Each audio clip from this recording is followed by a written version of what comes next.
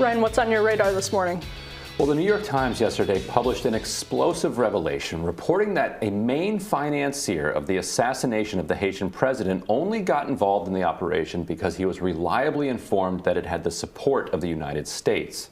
But you probably didn't hear anything about that because, well, it's Haiti, but also because the Times buried it in paragraph, let's count, 1, 2, 3, 4, 5, keep going, 6, 7, 8, 9, 10, 11, 12, 13, 14, 15, keep going, 16, 17, 18, 19, 20, keep going, 21, 22, 23, 24, 25, 20, skip, keep going, 26, 27, 28, keep going, yep, keep scrolling, keep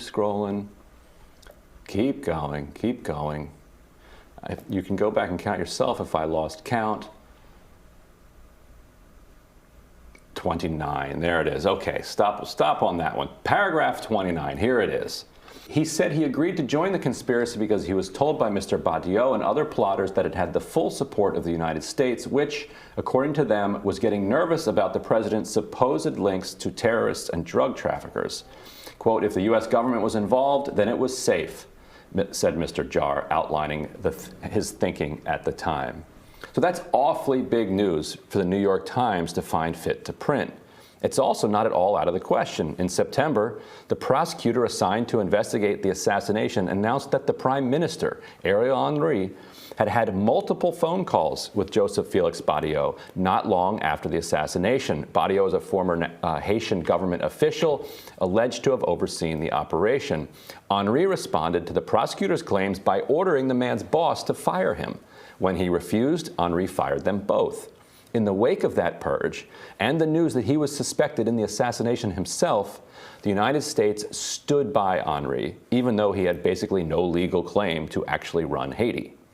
After the U.S. stood by Henry, even after the firing of the prosecutor, the U.S. envoy to Haiti, Daniel Foote, resigned in protest in late September, saying, "The hubris that makes us believe we should pick the winner again is impressive.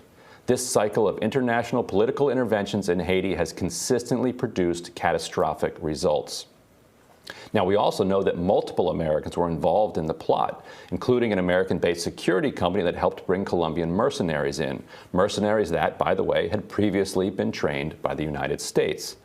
So to recap, Haitian prosecutors had already recommended Henry be charged, and the Times found and interviewed the alleged financier of the operation, Rodolphe Jar, and he said that the organizers of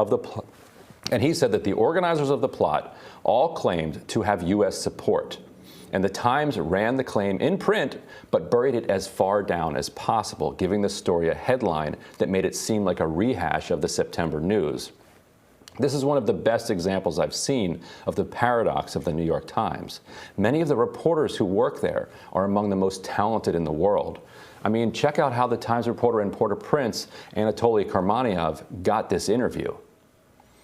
Quote, in an extensive interview with the New York Times at an empty construction site while he was on the run from authorities,